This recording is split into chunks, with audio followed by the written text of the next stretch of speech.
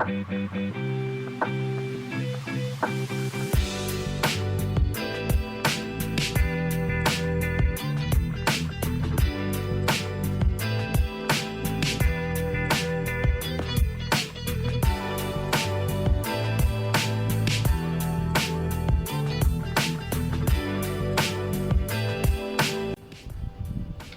day, my name's Johan Els, and I'm here with Jaco Kriek, who's behind the camera now, and we are at the home of our host, Johan Els.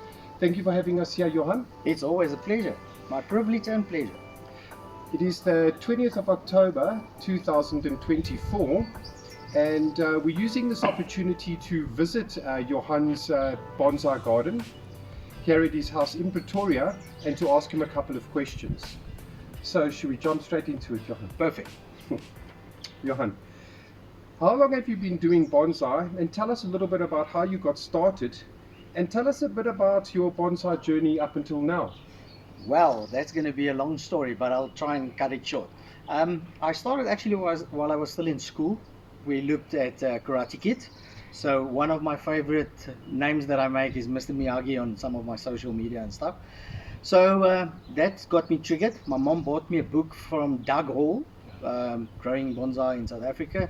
So I started playing around, potting things here and there. I'm going to show you a tree that I literally got when the seed just popped, and I made my first bonsai out of that. And came to Pretoria, started working in the South African Police Service, tried to find out where is the Pretoria Bonsai Kai, found Uncle Charles. So that's one of the biggest influences, was Uncle Charles Saronia. So I met with him. In the club that I met a lot of people that also helped me. Our current president, Org, Jaco, that's behind the camera, that's an expert on figs. Brandon, that was with me. I actually was with Hannes. So I've been around quite a while. But honestly saying, this last couple of years, I struggled a bit with work and bonsai, because sometimes you transplant and then you let them grow, but you have to cut back all the growth that you had because you missed your opportunity in pruning because being away from work.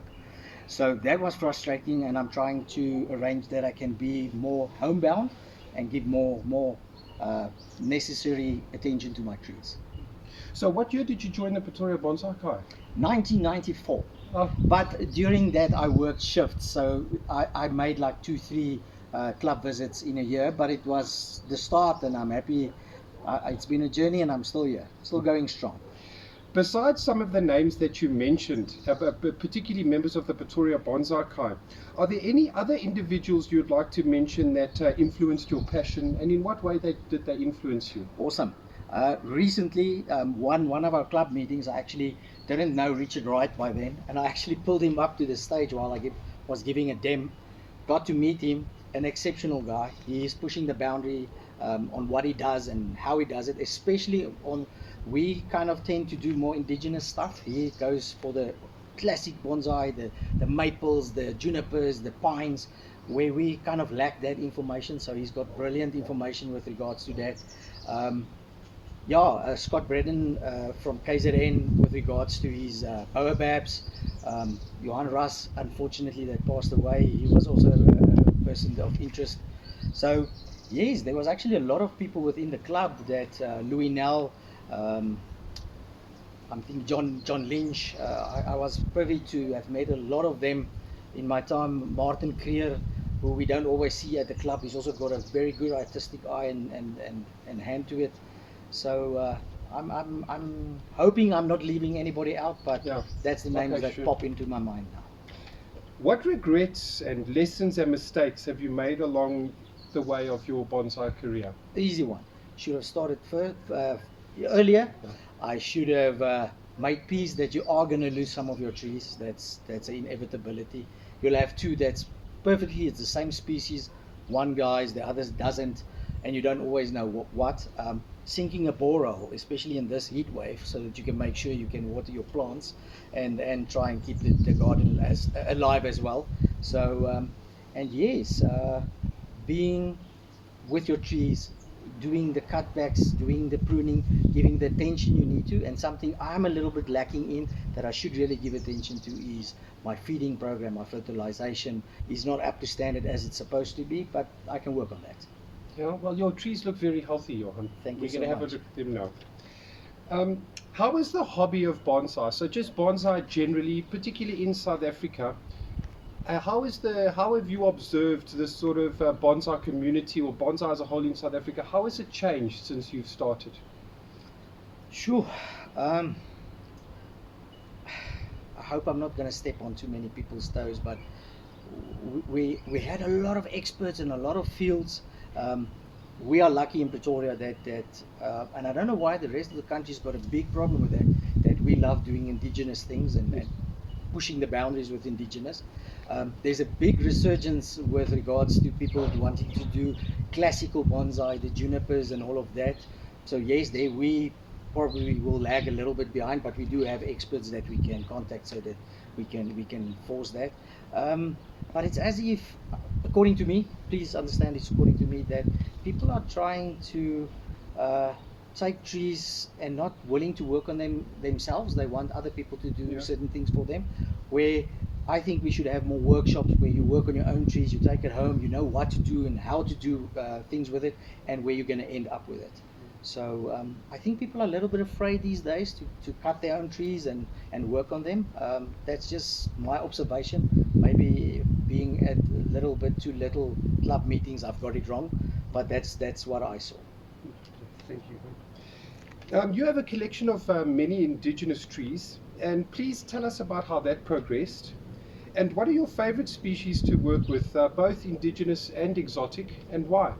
Okay, like I said, my first one is a coral tree that I literally got as the seed popped and it started growing. Got it out of my uncle's garden, and that's the tree I'll show you. That's there. I like white stinkworts. I like olives. Yeah, I actually didn't even realize that I had so many indigenous species until I had a visit from Bruce Carter the other day, and then I actually became aware. But listen, I actually do have a couple of trees that not everybody else does have. So that was a revelation even to me. So it's just the love of trees, man. To say specific ones, I'd have to side there with Yaku to say that ficus, I love ficus. They can take punishment. They take easy from cuttings. But to say, yeah, if I have to give one specific type, I'd say ficus. But I love all plants, and if we do the garden tour, you're most probably going to see that I just love plants and rocks. I do love rocks as well. Thank you very much, Johan. And we're going to move on now to having a look at about 3 or 4 special trees that you chose to speak about. Awesome. Thank you. Thank you, Liam. Yes, I'm Yaku Creek. I'm walking through Johan's garden with him a little bit. We're going to discuss a couple of trees that he likes especially. And Johan, yes, this first one, tell us what tree it is. It's got a beautiful trunk, and just tell us what tree it is and a little bit about it. This is a Port Jackson fig. I actually got a small cutting from Uncle Charles when I started. So yeah, that's quite special because a lot of people don't have Port Jackson. And if you look at the tree itself, it's actually a spectacular species. So that's why I chose one of them.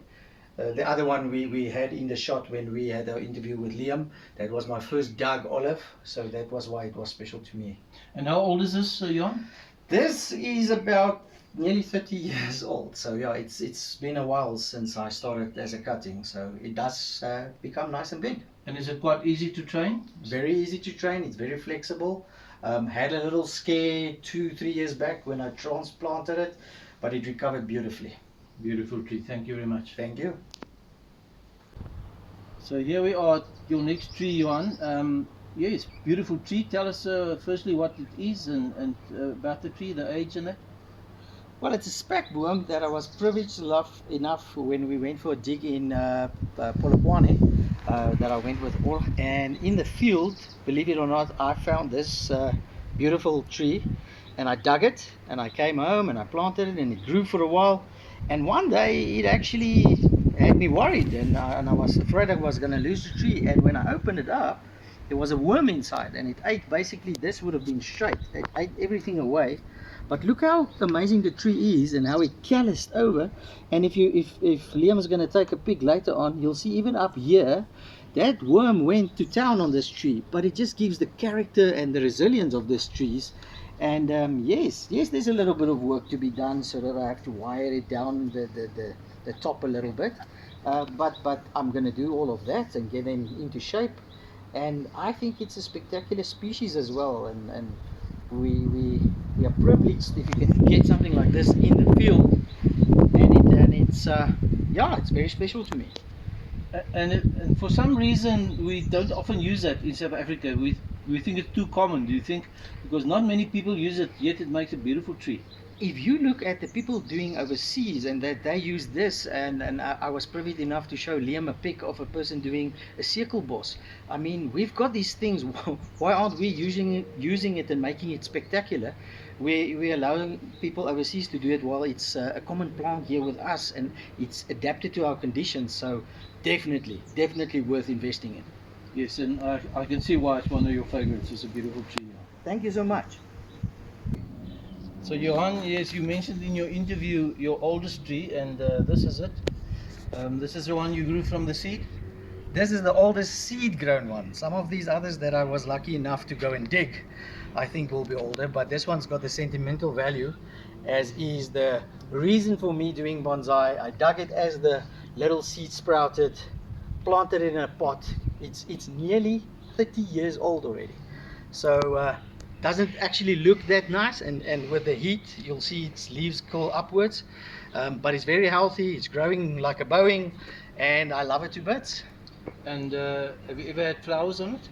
I didn't have flowers on this one. There's one in the back that I showed you that I actually posted in the group one year, but unfortunately that one in the back got some black frost this year, so unfortunately this one hasn't bloomed as yet, but one never knows.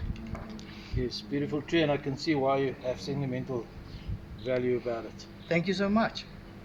Well, this is my hothouse. That's actually a cold hothouse. It doesn't have extra heat, although it's on the eastern side of my house. It's been here about for 15 years, and I haven't lost a plant in here since, touch wood. So you can see that I've got a whole lot of different ficuses. I've got carnivorous plants. I've got some orchids.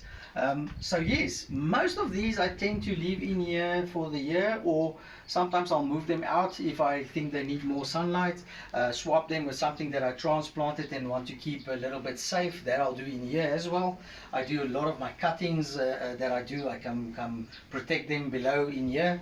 So I've got quite an extensive different species of ficus in here. Some better already developed, some that are needing some TLC, but quite a lot of different ficuses over here.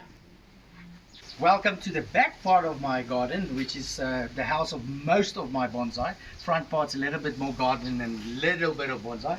So here you'll see I've got a lot of indigenous species. I've got my Species, my olives, my acacias. Here is a marula that I have, a bourbon boom, some Camiphorus. You'll see some ficuses over here as well. So most of these I keep over here because it's quite sunny for most part of the day. Becomes very hot, and our indigenous species can take this. However, the only one that's suffering currently when Liam goes back is going to be the Celtis, that I'm thinking of where I'm going to move this oak, because it's so huge and it actually needs a bigger and deeper pot to accommodate it. But yeah, as time progresses and you've got a growth in all your trees, that you will see that pot sizes do matter. So yes, sizes matter. And yes, I've got different Camiphoras, different acacias. I dabble a couple of fruit trees as well as in the back for literally for eating. And yeah, that Specky that we saw, this is the cutting part that I took off. Looks like a little baobab. Yeah, so I have my K apple, and I just had to have a Cotonia aster, seeing as I'm staying in Cotonia aster Street. So I'm lucky it's growing at least for now. So yeah, then I've got a couple of more funky things. That tree over there I got from John Lynch, which I was able to make air layers from. So that takes well. Over here, as we progress, you'll see I've got baobabs, I've got Paricantoides, Camiphora Paricantoides. I've got yes, I've got a couple of small speckies. Again, Jaco's advice, I defoliated this one a week ago and it's already back budding profusely. So, and I've got a lot of cuttings at the bottom as well, keeping them a little bit more shady with the top part and the extra moisture coming from above, keeping the environment moist enough that they can survive. So yes, I know that some of you on the video can see this part of my garden gets sun basically the whole day. It's in the full sun the whole day. So indigenous things are more prone to be able to survive over here. Yes, I do have a beech, I do have an Acer campestri. What is helping them is deep pots, lots of water, and that's how they survive.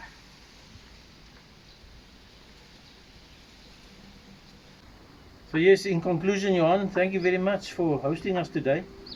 It was very nice, very informative. We really love your place. You have got a beautiful garden in front as well, and we actually learned a lot from you. We talked about things that's not on the video, but what a pleasant day, and we really thank you, and good luck with your bonsai and your inspiration in the car as well. So thank you for that. Thank you. I was lucky enough many moons ago. Yaku was here. He didn't even recognize the place anymore, so I know that he was pleasantly surprised in my collection that grew a bit in size. And without you guys having my back and supporting the Kai and everybody else, we won't make this work, but we'll take South African bonsai to higher level. Awesome. Thank you for being here. If you enjoyed that content and would like to watch more, you can see the other videos on my channel or visit Bonsai with Ramona. Thanks for watching.